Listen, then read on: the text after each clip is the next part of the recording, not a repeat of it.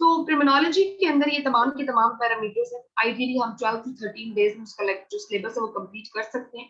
Section wise उसका syllabus है और सेक्शन की डिवीजन एंड डिस्ट्रीब्यूशन ऐसे हुई है कि हर सेक्शन में से 4 टोटल सेक्शन से मैं आपको अभी सिलेबस डिस्प्ले करती हूँ कि जिनके अंदर हर एक सेक्शन में से 5 नंबर के आपके एमसीक्यूज हैं, 5 नंबर के एक में से, 5 में से दूसरे में से, 5 के तीसरे में से और 5 के चौथे में से।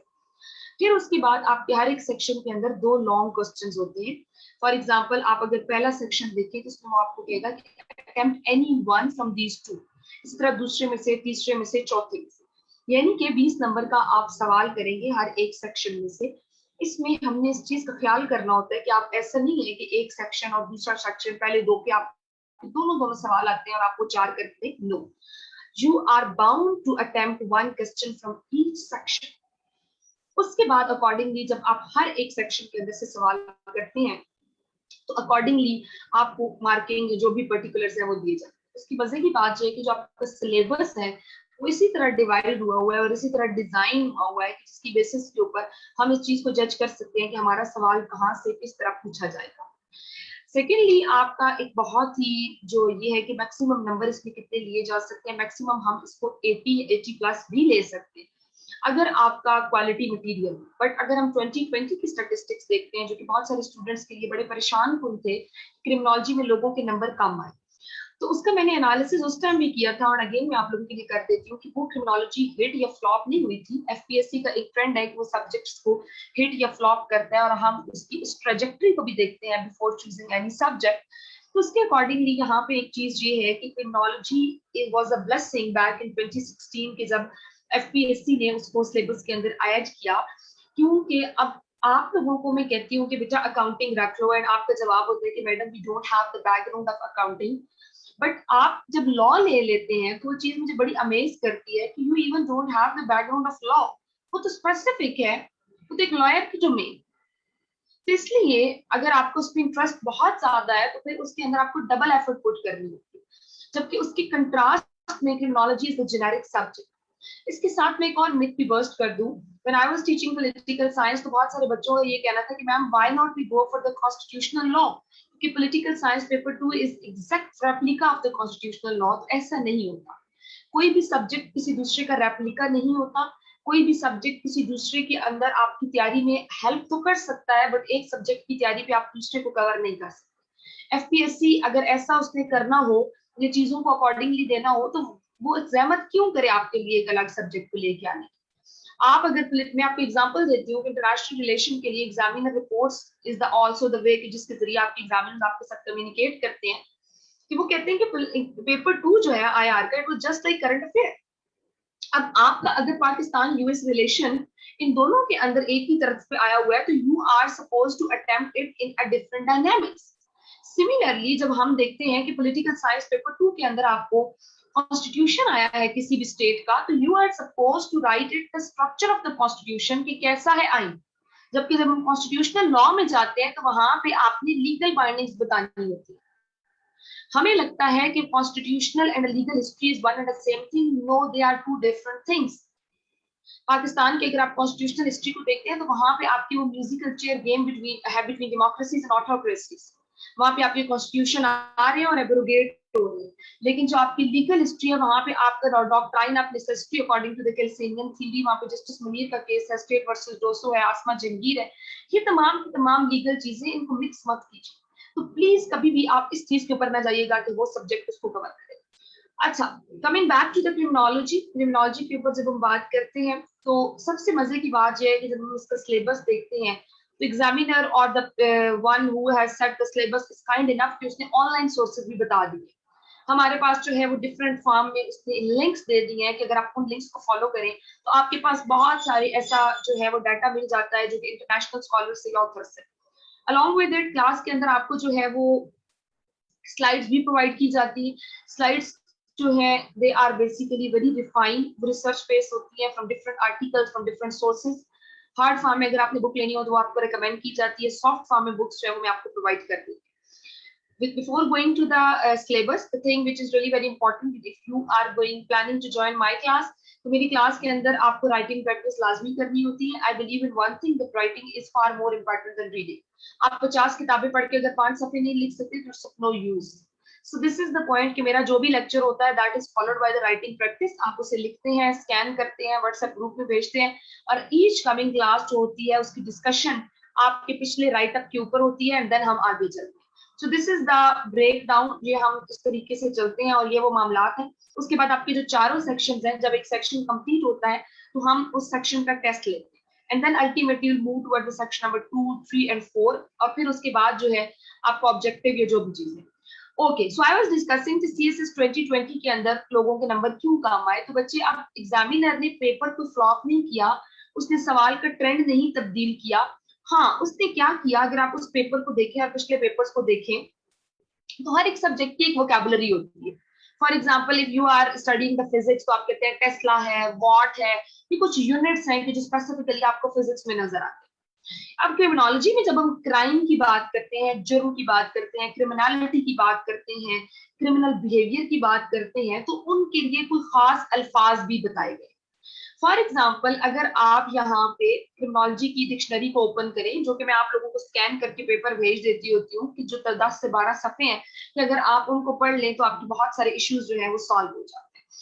अब वहां पे एग्जामिनर ने बच्चों से जब कहा जाए कि साइकोलॉजिकल थ्योरी के ऊपर बात करो या सोशियोलॉजिकल थ्योरी के ऊपर बात करो, तो they are basically confident enough कि इस पे वो बड़ी खुल के बात करते हैं।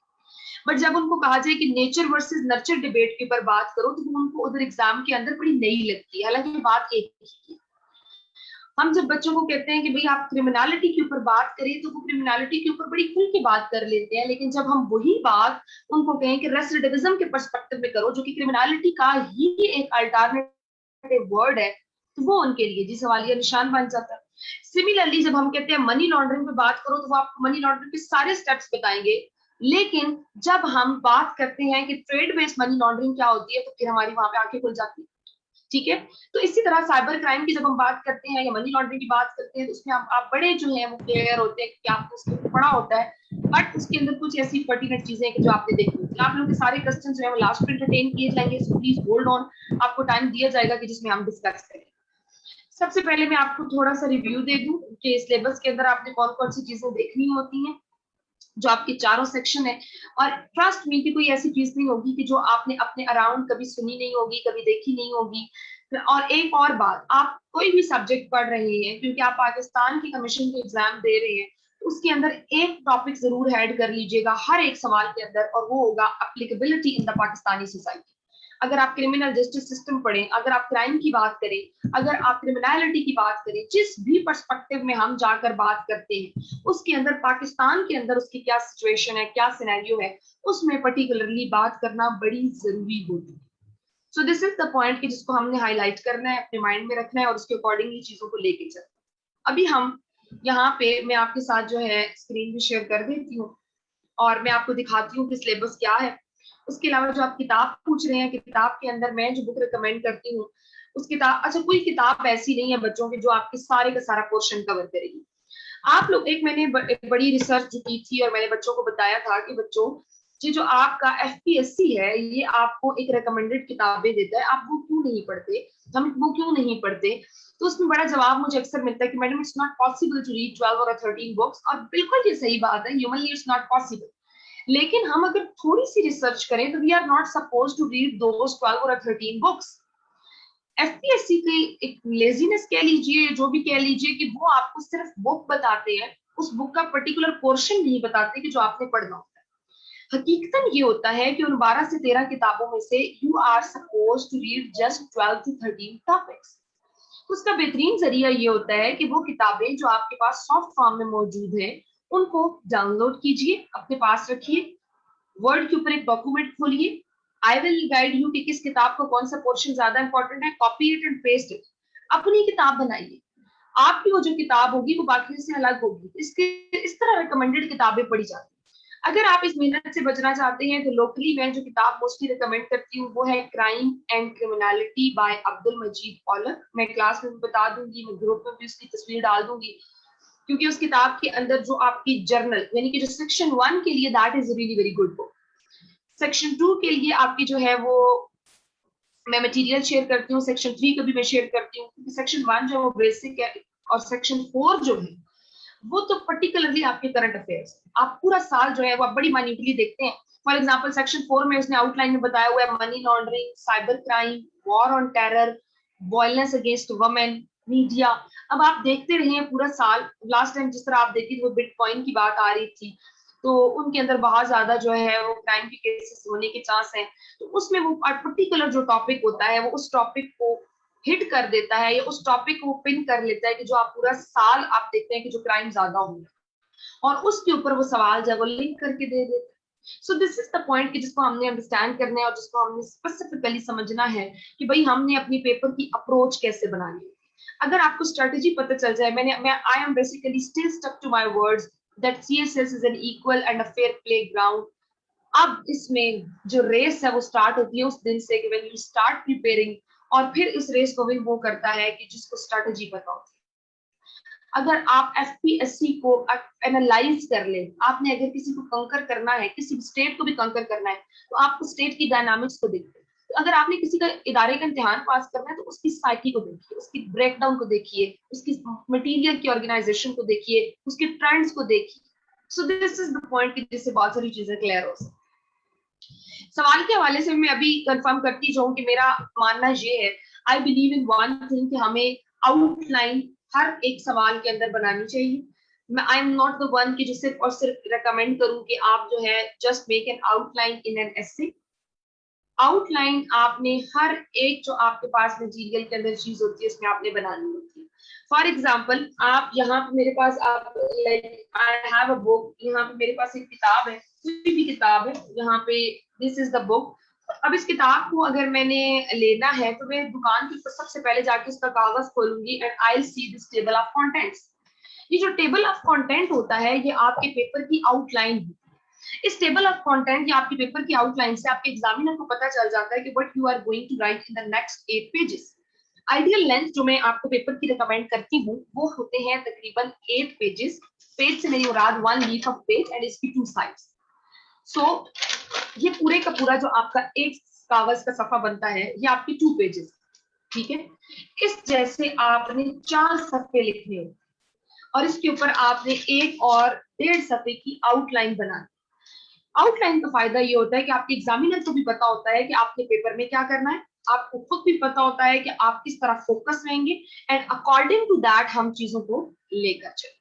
सो ये वो बात है, ये वो तकसीम है, ये वो मामलात है कि अगर हम इनको समझ लें, देखिए बहुत छोटी छोटी चीजें हैं बट इनके बहुत बड़े बड़े इम्पैक्ट होते हैं। अब सेक्शन 1 आपके सामने मैंने शो किया है और इसमें 5 नंबर के आसपास आपके एमसीक्यूज आते हैं। जी मैंने स्लाइड्स इस तरह डिजाइन किए हैं कि आपको इस चीज की प्रेडिक्टेबिलिटी पता चल जाए कि अगर सेक्शन 1 में 2 सवाल आ रहे हैं तो ये स्लाइड नंबर 1 है इसमें से आपका एक सवाल होगा और एक सवाल आपका स्लाइड नंबर 2 से होगा।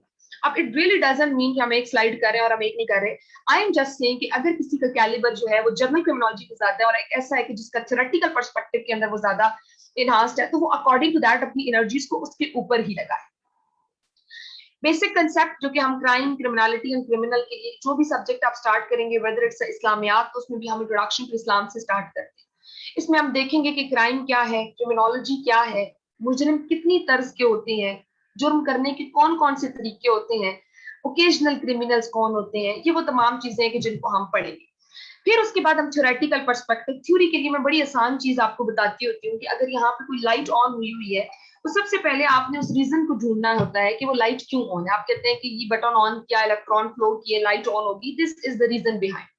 सो पर्टिकुलरली ये जो आपकी पीछे बैकग्राउंड रीजन होती है वो थ्योरी।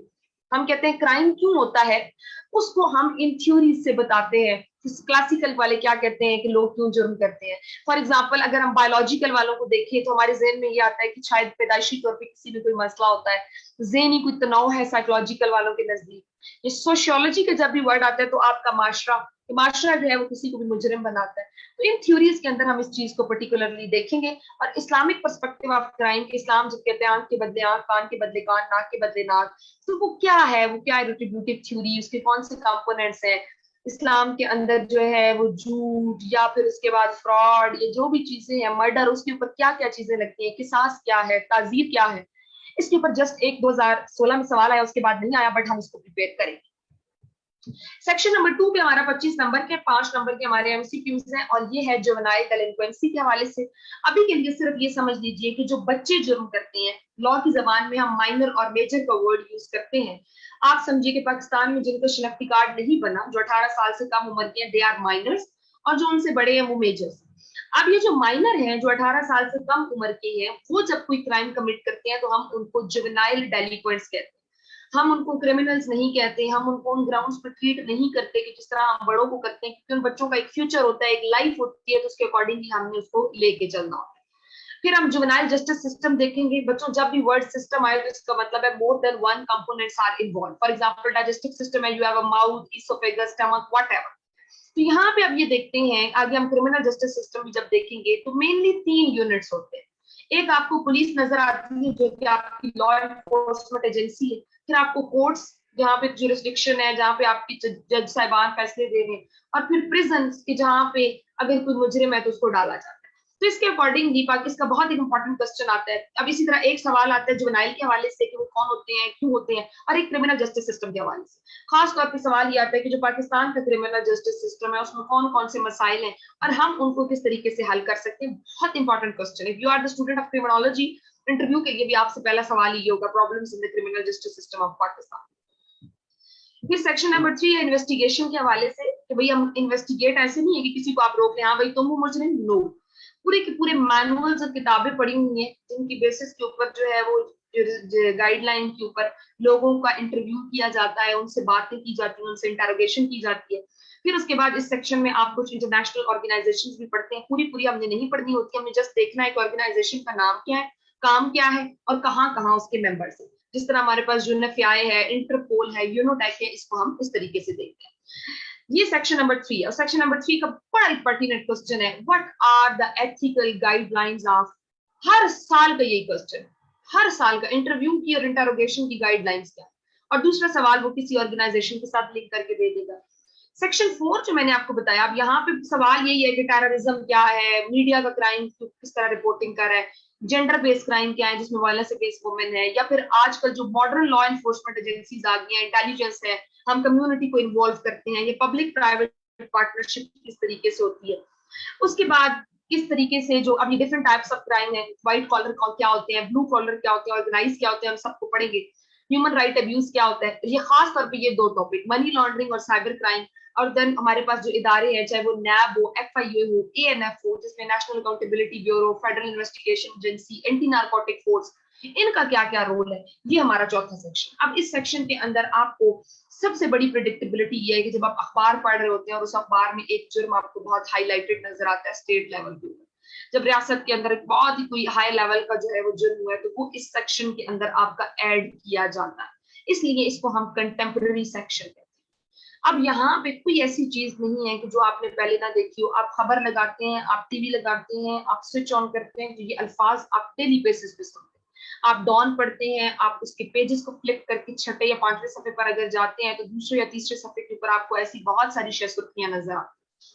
तो दिस इज द पॉइंट कि इसके अंदर कोई ऐसी चीज नहीं है कि जो अनहोनी हो, कोई ऐसी चीज नहीं है कि जो बिल्कुल डिफरेंट हो। ये आपके पर्टिकुलर वही पॉइंट्स हैं कि जो आपको पता है। हाँ, हमने क्या करना है, हमने कुछ रिसर्च बेस्ड काम करना है। I have those research based papers जिनको मैं आपके लिए I will basically scan for you all, और मैं आपको सेंड करूंगी। स्कैन है मेरे पास। अब जिस तरह ये एक इंटरनेशनल जो है वो ऑथर की किताब है और उसका चैप्टर नंबर 6 है, if you can see it, that is about juvenile justice system. ये आप तकरीबन अगर आपने ये यहाँ से जुवेनाइल जस्टिस सिस्टम पढ़ेंगे तो इसमें पूरे के पूरे सारे कंपोनेंट्स ऐड किए। ये मैं आपको स्कैन करके थ्रू कैम स्कैनर भेजूंगी, आप उसको निकलवा लीजिएगा। आप उसे अगर आप सॉफ्ट में पढ़ने के आती हैं तो आप पढ़ लीजिएगा। तो ये बहुत सारे ऐसे डॉक्यूमेंट्स हैं जो कि आपको प्रोवाइड किए जाएंगे। तो इस एज रिजल्ट आपके पेपर जो है वो स्टैंड आउट करेगा, उसमें वो कंपोनेंट्स आएंगे जो बाकियों के पेपर्स में नहीं होंगे। So that is the breakdown. Session के हवाले से आप जो है all the details will be shared by the admin. वो आपको बता देंगे कि किस तरह सेशन की जो भी रिक्रूटमेंट है। आप प्लीज इनको जरा वो नंबर वगैरह जो भी डिटेल्स है वो तमाम की तमाम चैट बॉक्स में बता दीजिएगा, so that if they are interested they can contact you. But please make sure if you are thinking of joining my session, writing practice भी करनी है और section wise test भी देने हैं, because my responsibility is not to complete the syllabus, my responsibility is to prepare you all for the exam. So this is the main agenda and all criteria. That's all जो कि मैंने आप लोगों को बताना था. Now I am looking forward